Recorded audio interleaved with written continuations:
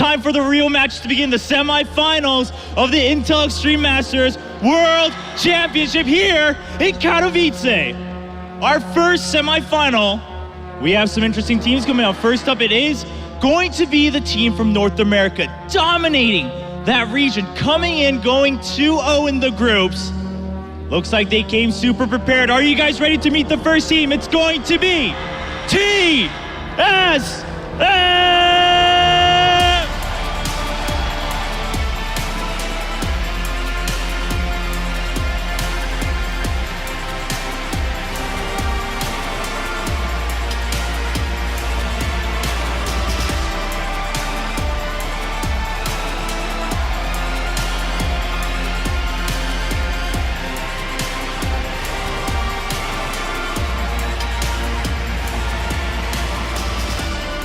And their opponents.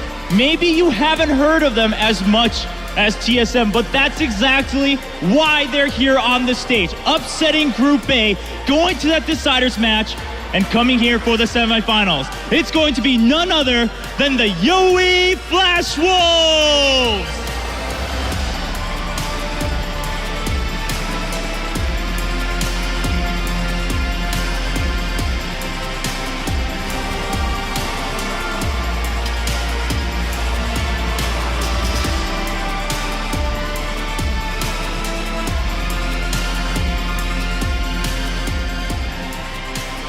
It's no longer just single battles. It's time for the war to begin here in Katowice. Let's kick it back to the expert desk to see what they think about the picks and bans. Thank you so much, Chobra. Dyrus almost tripped in the 2 games they won. Yep. He didn't trip here. What does that tell us, Doa? Well, luckily it's a best of 3, so we can't read too much into it. But best of 1, I'd be a little bit worried. Best of 3, I think we'll just have to kind of wait and see how things shake out. Yeah, dynamics totally changed. As we saw, TSM is on the blue side for this one. Does give them a certain advantage.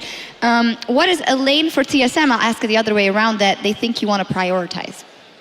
Not just the lane, but the champion. The Maokai has to come in again. Yep. And I wouldn't be surprised if the Flash Wolves feel like they have to ban it and kind of shoot their own foot at it. But Dyrus showed that he's an amazing Maokai yesterday with great flanks, great atomization, and with the change to the build from no longer getting a Roa to now a Righteous Fury or Righteous Glory, you no longer have that mid-game power drop. So that's what happened in the CJ game. They were able to fight in the mid-game and really snowball the game off that. I completely agree with that, and I think because of the fact that for the Flash Wolves, Stake is the weak link in many ways, or has been on certain champions, if you can force his hand to not be on a safer engage, point and click route like that Maokai, it's a very good call. Dyrus is a lot more versatile, I feel, than Stake. And yesterday he showed a cannon that was actually quite admirable. Struggled in lane, but the moment you got to team fights, I felt Dyrus had pretty good positioning and good slicing Maelstrom. So I agree on the top lane. The obvious one is also then going to be the jungle.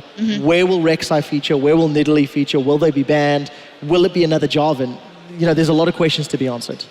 Yeah, definitely. It does seem like the UA Flash Wolves have a few more positions that are more easily targeted in picks and bans than TSM do as well. I wonder if we're going to maybe see that Zed get through for Bjergsen. Are we maybe going to see TSM trying to bring a little split pushing in there? Because UA Flash Wolves, I don't know how really well they'd be able to handle something like that. What do you guys think? Well, the Zed, usually for TSM, anytime that we see him, Bjergsen is able to get solo kills. I count so many times that he's gotten endless solo kills across all regions, and it's really impressive. And I don't know how Maple's going to stack up to that, because in the previous game, Fox almost killed him on the LeBlanc.